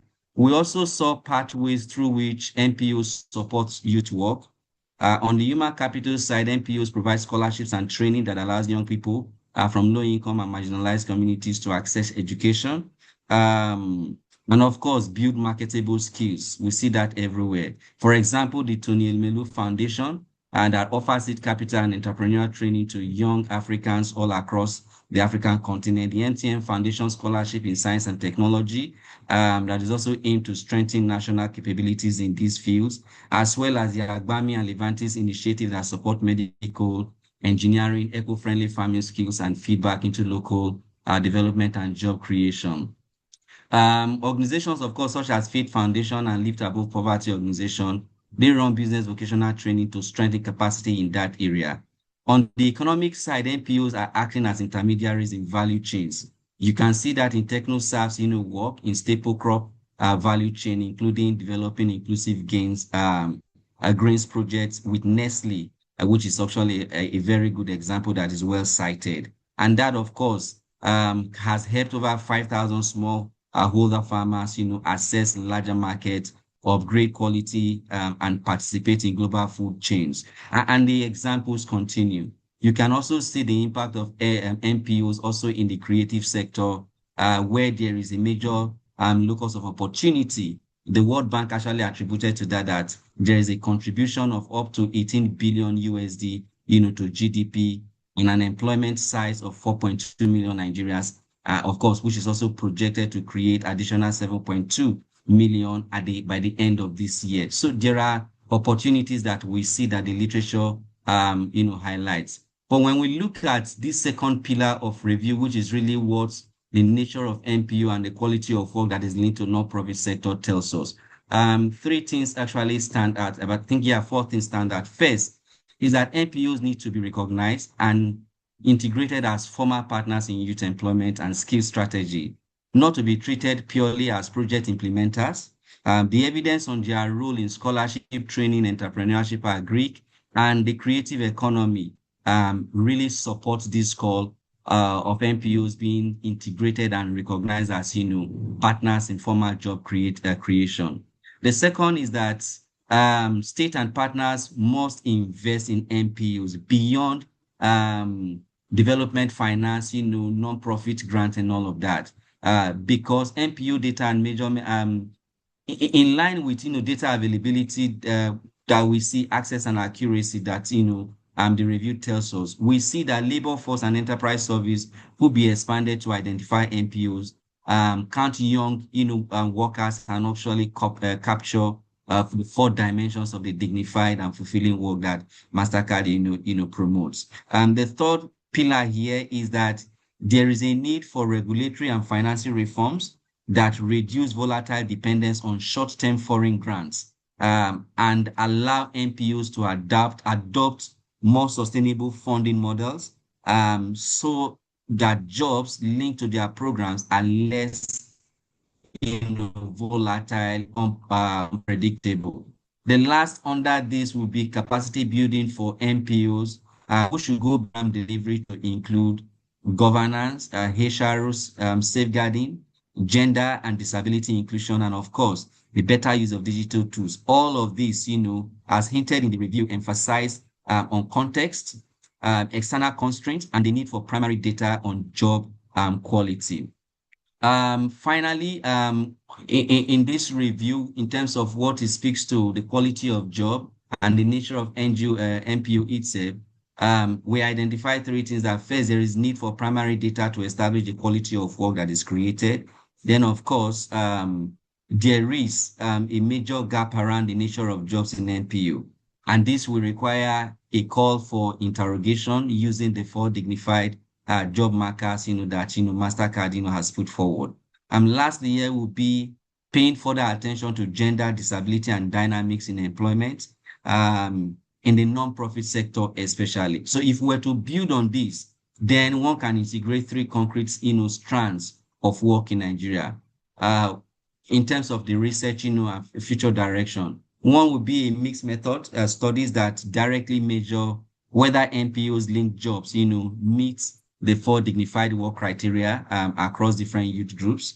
And I think the current study should be able to help us to address some of that. The second would be longitudinal tracking of young people who go through NPO programs to see whether the benefits are sustained beyond the life cycle of those grants or, the NPOs, as the case is. And the third would then be subsector comparison. For example, can we begin to look, comparison between agriculture and ICT or creative industry or the circular economy, as the case may be? If we're able to do this, we're certain that we'll be able to identify where the highest potential for dignified youth job really lies and consolidate effort in that area, and also see how we can, how development funds, and other participant players in the space can also strengthen those sectors where we do not yet, have all of these 4 markers, or at least the first one being reliable income plus any of the other 3, so we can strengthen those sectors. In conclusion, what we see from the review is that there is a confirmation that NPOs are indispensable actors in the Nigerian youth employment story. But there is also a warning that without addressing informality, funding volatility and sustainability issues, and of course, data gaps, we stand the risk of remaining in a world of survival work rather than truly dignified and fulfilling work for young Nigerians. And what this simply means is that you will continue to see NPOs, roll out programs that are supported, on part-time basis. So at the close of any grant cycle or the funding cycle, there is also tension among people who work with these NPOs. Where will my next job come from? And they are not even able to commit, to a long-term stay with these NPOs to actually drive impact either at a social or economic level. But then it is really the question of what next if this funding cycle, gets to an end. So that uncertainty, becomes heightened. I would like to draw the curtain here. There is still a lot to say, but we really don't have time. Thank you, Dennis. Thank you to all the people who have put this work together. And I'm happy to have shared these reflections with, the community gathered here. Thank you. Thank you so much, Emmanuel, for the interesting reflections that you've given us here. So I see a lot of interesting suggestions in our chat box, and also we have about 5 minutes to go. If you also have some comments, or if you also have some things, feedback or any comments to make, you feel free to raise your hand and we'll give you. But there's an interesting suggestion from Seth Amma. But before I get to that, there's for our panelists, to start thinking about it. Anybody can respond to it. But they said, question says from Tabo, one of our master students, are there any cross-border or regional collaborations in this sector, specifically empowering our youth across borders, especially noting the AU's priorities on an integrated continent, inclusive growth, and sustainable development? This compounded by the recently held G20 summit in South Africa, pushing for Africa development. So, before any of our panelists can reflect on that, but before that, let me share this. What do you call it? Let me share this suggestion from Seth Amma that says, I know data is difficult to come by, but I think it's helpful for future studies.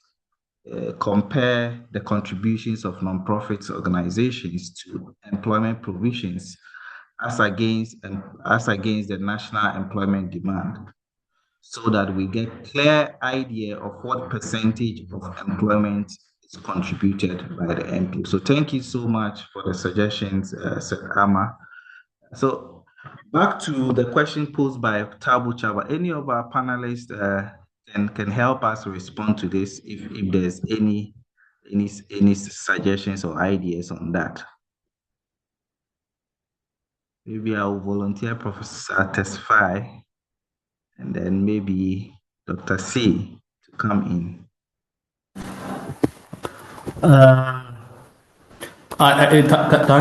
Thank you, Dr. Dennis, and I'm really appreciative of the insight and the reflections by the moderator, Dr. Fikru. I think he is still traveling, but he was able to reflect back on what he has read and captured from the report.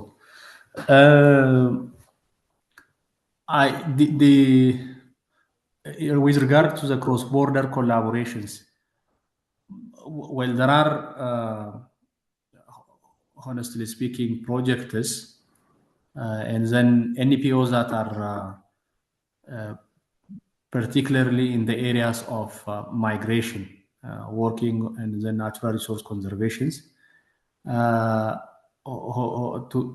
be frank, we were not able to include them in the literature review, and I think it was also that aspect was also not properly included in the quantitative survey as well. Maybe this could be one of the areas where we might include in the qualitative analysis, maybe in the qualitative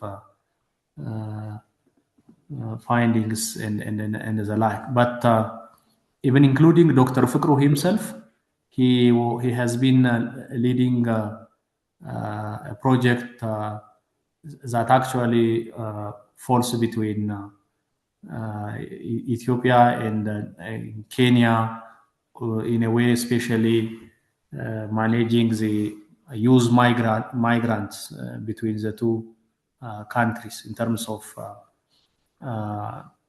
in terms of renting and training those users. So that is what I could say regarding the data and the percentage of employment contributed by the NPO sector into the national employment, where the literature review was more of, as it has been said, more descriptive.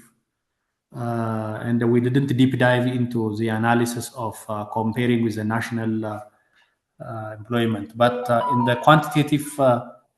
quantitative survey, there was a sort of effort, at least, to show how much of those things are really not in a strict sense of comparing the results from the NPO contribution, but there are some findings that highlight how far. Imagine in the case of Ethiopia, as I have been highlighting over the last 40-50 years, the NGO sector has not been properly recognized, and there has always been a sort of strange relationship between the government and the NPOs. And now they are getting a space and then evolving with institutional mechanisms and with different approaches and intervening in different sectors, including creating employment opportunities, training skills, entrepreneurship, and others for the youth.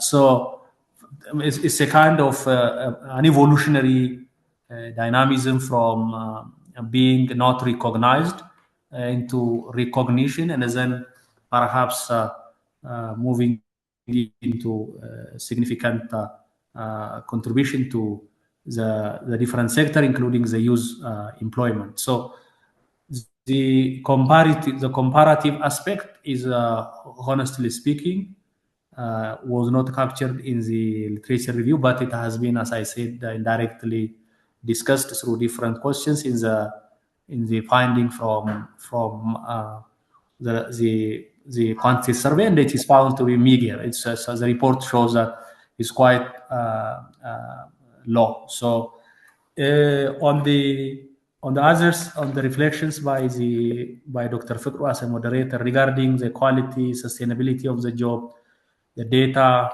and also rigorous impact, I think those things, based on those observations, most of these concerns, has including the rigorous impact and urban biasness, we were able to taken care of these gaps in the literature review. And one of the our significant contributions in the quantitative finding was to actually address those kind of gaps in the literature. So both methodologically and in terms of findings, those aspects has been somehow addressed in the quantitative analysis. But overall, the data issue in terms of having a very comprehensive platform at national level, even at continental level, it is something that we all need to actually think about, how to bring a mechanism for having a very comprehensive data observatory that actually it is another investment, in my opinion, and it requires a huge resource and the mobilization of efforts so that data on use and employment and the contribution of NPOs, even the list of the NPOs themselves, including the earlier question, could be easily managed for policy making and development purposes and other interventions. These are my reflections, Dr. Dennis. Over to you. Thank you. All right, thank you. Our time is almost is up, and we'll beg for 5 minutes. So there's also another interesting question that I want Dr. C and Dr. Ike to share some insights, if any. They said, with Africa's population being young, how does the NPO sector assist in bridging the gap of the youth involvement in sectors like politics and other sectors in general to ensure our youth is significantly supported to carry the baton forward? Any thoughts from our panelists so that we can wrap up this particular webinar? Any thoughts from any of our panelists, Dr. Ike and Dr. C? Thank you very much, Dr. Dennis, and thank you for that. A number of NGOs that have been creating that space for young people. At the top of my head, I can think about Youth Be Involved and also Yaga Africa. And they create a hub for young people to make or promote democratic governance and respect for human rights, and kind of creating that civic space that we know in the continent is increasingly shrinking, and they still hold down the fort in creating civic spaces for engagement of young people. But at the end of the day, all of these efforts basically become thwarted if the enabling environment for these kinds of organizations to exist and function is not created. So when you have a situation where, you know, government cracks down either through policy or directly through forceful repressive intervention, as we saw with the NSAS movement, cracks down on creating space or enabling environment for young people to participate in politics, then it undermines the very work that, you know, organizations like this are doing. So in Nigeria, in the context of Nigeria, there are initiatives that creates the space for young people to interact where politics is concerned. However, it goes hand in hand with an enabling broader environment that allows endorses and accommodates for youth to participate and critique, the very government that was elected to, to govern over them and meet their respective development needs. Thank you so much. I don't know if Dr. C would want to add anything to it, so that before I bring in Prof. Moyo to share something. Thank you very much, Dr. Moyo. I'm glad to learn that some youth are really taking part to this session and asking very interesting questions. I wanted just to make a very brief comment on cross-border cooperation. If I take the case of Senegal, NPOs do cooperate. There's cross-border cooperation. For example, if I take the example of the regions of Kédougou, Mali, Guinea, and so on, but the areas are generally peace building, health, environment, culture, and sport. These are areas where really you see examples of cross-border cooperation. But in terms of job creation, I think the opportunities are very limited. Now, in terms of youth involvement in politics, in the case of Senegal, at least, we have a lot of young people in social movements. For example, we call them here associations for sports and culture. We have maybe about maybe more than 1,000 movements. You have some youth in politics also, but their number is limited. I think that the environment is very hostile. As you know, doing policy, doing politics in Africa, it's quite difficult for you to do it without some resources, without some experience, without some network. I see some youth engagement in politics, but so far, I think their participation might be good. They can vote, they can mobilize, but in terms of the decision-making process, the place and the role of youth people is still limited. Thank you very much again. Thank you all panelists for the great insight. So I'll bring in Prof. Moyo to share some brief concluding remarks, and then we close the webinar. If there are no questions from the attendees. Prof. Moyo, please come in. No problem, Dennis, and I will be very quick. So thank you so much, everyone, for taking the time and spending at least more than 2 hours of engagement. As you know, this is the second series. We're going to have the third and the fourth, and the team is going to come back with details on when the next webinars are going to be, to focus on the remaining countries.